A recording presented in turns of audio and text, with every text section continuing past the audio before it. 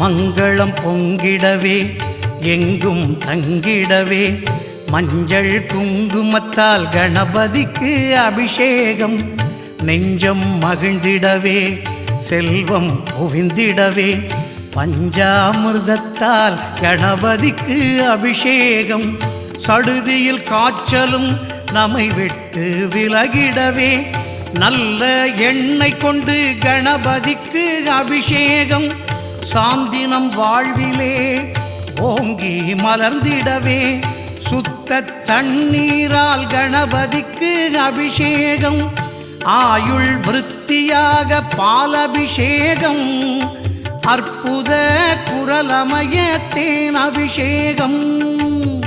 ஆயுள் விருத்தியாக பாலபிஷேகம்.